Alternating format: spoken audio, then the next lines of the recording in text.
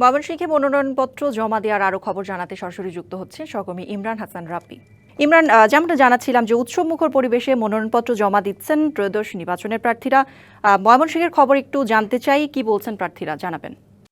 সকাল থেকে আসলে যারা মনোনয়নপত্র সংগ্রহ করেছেন তারা কিন্তু মনোনয়নপত্র জমা দিতে এসেছেন। আসলে জেলা রিটার্নিং কর্মকর্তা এবং জেলা প্রশাসক যিনি রয়েছেন তার কাছে এই 4টা পর্যন্ত কিন্তু আমরা পেয়েছি যে 14 জন মনোনয়নপত্র জমা দিয়েছেন এবং এই বিভিন্ন যে উপজেলাগুলো রয়েছে, উপজেলার যে সহকারী রিটার্নিং কর্মকর্তা রয়েছে তাদের কাছেও বিভিন্ন আসন থেকে যারা মনোনয়নপত্র সংগ্রহ করেছেন তারা মনোনয়নপত্র জমা দিচ্ছেন। আমরা যতটুকু জেনেছি গত রাত 8টা পর্যন্ত বিভিন্ন আসন থেকে 116 জন মনোনয়নপত্র সংগ্রহ করেছেন এবং আজ সকাল থেকেই মনোনয়নপত্র জমা দেওয়ার কাজ চলছে। বিভিন্ন সময় বিভিন্ন দলের প্রার্থীরা যারা মনোনয়নপত্র সংগ্রহ করেছেন তারা জেলা রিটার্নিং কর্মকর্তার কার্যালয়ে আসছেন এবং সহকারী নতুন এবং ফিরে আসা গ্রাহকদের জন্য নগদে চলছে ক্যাশব্যাক সহ প্রতিদিন হাজারো উপহার জেতার সুযোগ। হবে আশা আর ফেরা,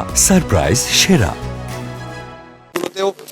তারা ভিড় করেছেন এবং আমরা যে নির্দেশনা দেখেছিলাম, আসলে যে নির্দেশনা দেওয়া ছিল যে নো মিছিল নো শোডাউন এবং প্রতিজন প্রার্থীর সাথে 5 জনের বেশি কেউ আসতে পারবে না এবং সেই প্রেক্ষিতে আসলে সবাই বেশ আগ্রহ নিয়েই এখানে এসেছেন এবং নিচ পর্যন্ত তাদের দলীয় সমর্থক কর্মী যারা রয়েছেন তারা অবস্থান করেছেন এবং রিটার্নিং কর্মকর্তার কার্যালয়ে মাত্র 5 জনই এসেছেন এবং এসে তারা কিন্তু তাদের যে মনোনয়নপত্র সংগ্রহ করেছিলেন সেগুলো জমা দেওয়ার কাজ করছেন। আসলে 116 জন মনোনয়নপত্রের যারা সংগ্রহ করেছেন তাদের মধ্য থেকে আমরা 14 জন জেলা রিটার্নিং কর্মকর্তার কাছে জমা দেওয়ার তথ্য পেয়েছি।